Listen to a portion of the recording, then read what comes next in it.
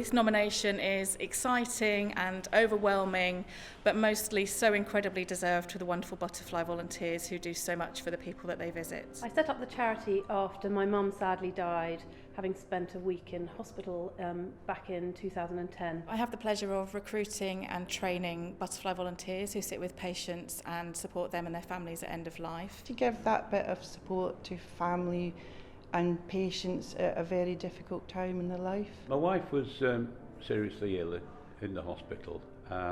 She was in a coma for 4 weeks, and then she went into palliative care. Caroline said, "Would you like some people to help you? Come and talk to Christine." And so I said that'd be wonderful, because I couldn't get in regularly. Some patients just take comfort from knowing there's somebody there with them if they don't have much in the way of visitors or indeed anybody visiting them. Some patients like people to read to them or play music to them or have a really good chat about their life and what they've done.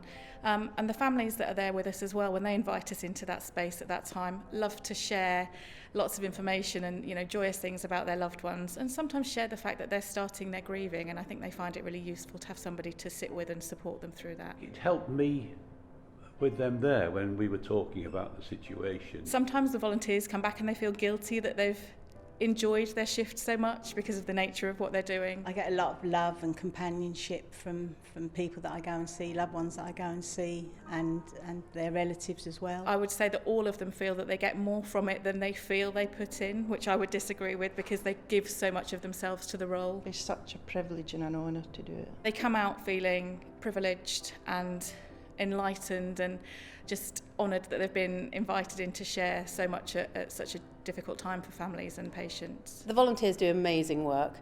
The most important thing I would say they have is time, and also time to support staff who really need an extra pair of hands on the ward. The coordinators in hospitals are the key to everything. You get a good coordinator like Caroline, who's an exceptional coordinator. I also am responsible for collating the list of the patients that they go out to see and debriefing the butterfly volunteers at the end of their shifts. Her volunteers adore her, and the service just flies. We've all got love, and it's nice to share it, and I think people do appreciate that. Loved ones appreciate it. You just have to want to be able to be with somebody rather than feeling that you have to physically do something for them. The coverage we'll get from The Sun will be incredible. We're a tiny team of 5 people, so to get this sort of awareness out there about the services that we have a telephone support service as well. And have you plans to expand?